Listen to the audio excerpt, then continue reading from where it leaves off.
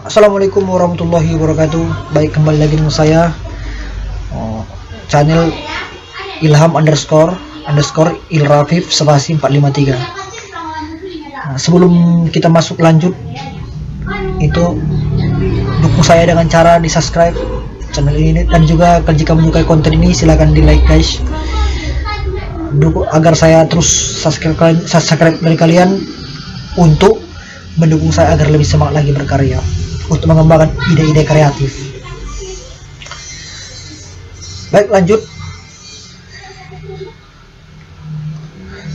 Saya kemarin mendengar dari ibu-ibu di daerah ini, ibu-ibu di lokasi ini, di daerah yang saya tempati ini, ada kemarin saya dapat cerita sambil kami ngobrol.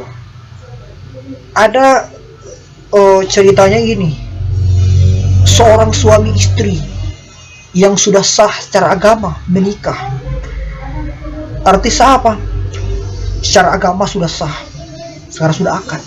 Secara negara, ya secara negara sah dengan diakui KUA pemerintah. Secara adat sudah sah. Namun tiba-tiba bercerai gara-gara orang ketiga. Orang ketiganya siapa? Itu mantan brengsek, itu orang ketiganya. Ya. Pada awalnya dimulainya dari Facebook, ya, dari medsos, media sosial itu Facebook. Diawali mantan ini meminta pertemanan kepada istri, kepada kawan mantannya ini yang sudah menjadi istri orang. Akhirnya dari awalnya chat-chat biasa kan begitu, pembicaraannya masih biasa. Akhirnya laki-laki ini mulai bicaranya menjurus, akhirnya mengadakan pertemuan. Di pertemuan itu mereka saling bercerita, saling curhat. Bodohnya lagi, perempuan ini menjelek-jelekkan suaminya yang sudah sah secara agama, sah secara hukum, sah secara adat di depan mantan yang memutuskannya dulu.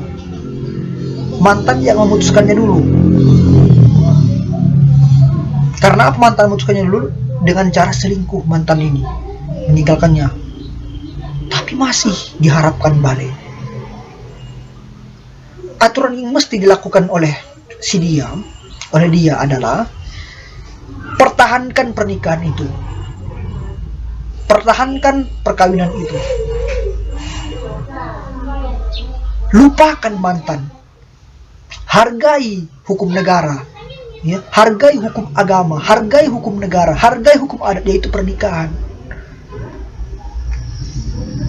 Ini gara-gara di depan mantan dia bercerita, suamiku begini-begini, tidak enak, tidak romantis katanya. Nauzubillah, semua nauzubillah min zalik. Tidak romantis katanya. Saya kita ucapkan nauzubillah saja seperti orang seperti itu. Itu pengkhianat itu. Ya. Kenapa saya bilang pengkhianat? Yang pertama, mengkhianati hukum agama.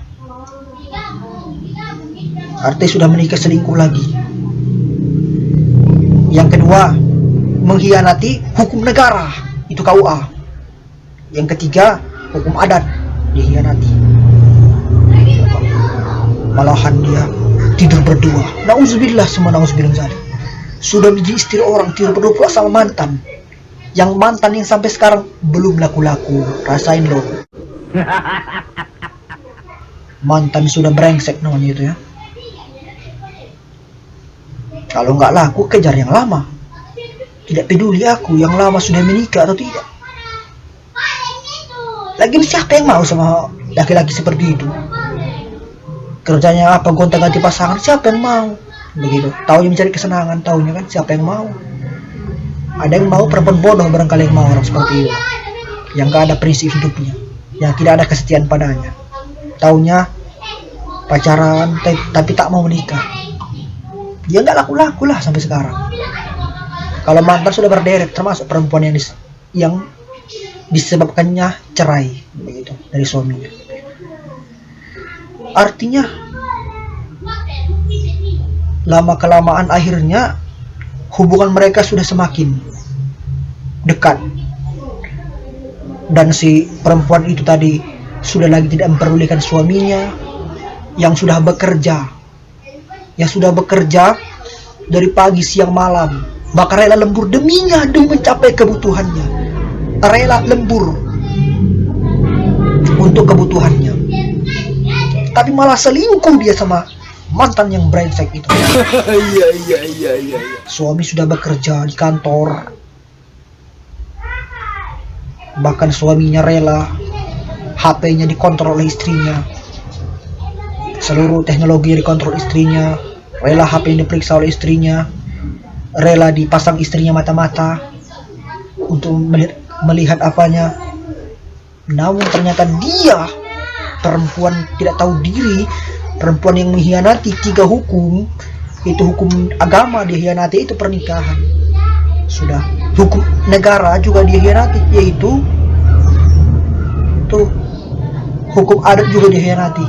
3 hukum, bayangkan, hukum agama, hukum negara, ya, hukum adat dia hianati gara-gara mantan itu. Kalau sudah menikah itu lupakanlah mantan, jangan harapkan lagi itu, jangan harapkan mantan itu balik.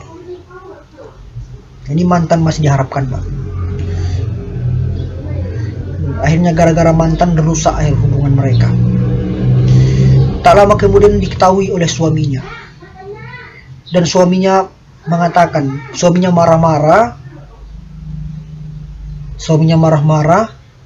dan berderai air mata. Dengan mengatakan, tidak aku sangka kau selama ini. Apalah kurangnya aku dalam hidupmu? Semua kebutuhanmu aku turuti, semua kemauanmu aku turuti, semua keinginanmu, bahkan aku rela di mata-matai oleh orang demimu. Rela aku diawasi demimu. Ternyata kau begini kelakuanmu di depanku. Lalu si perempuan brengsek itu mengatakan begini, aku sudah bosan dengan kamu. Kamu itu gak romantis seperti mantanku. Udah ganteng, romantis. Setan itu. Mantan setan.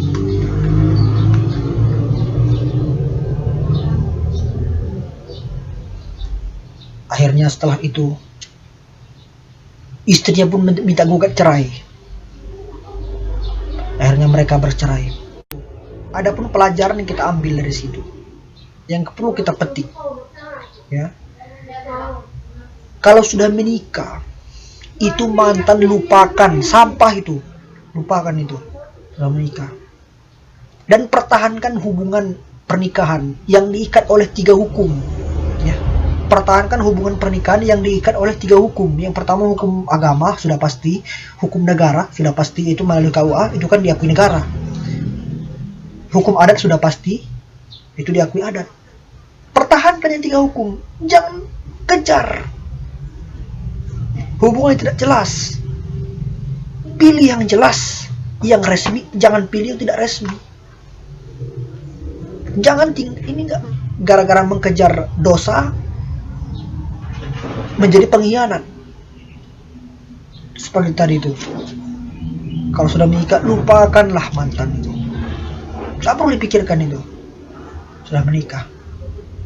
Kalau sudah menikah masih menjalani hubungan pacaran dengan mantan, itu tak ada obat seperti pengkhianat itu.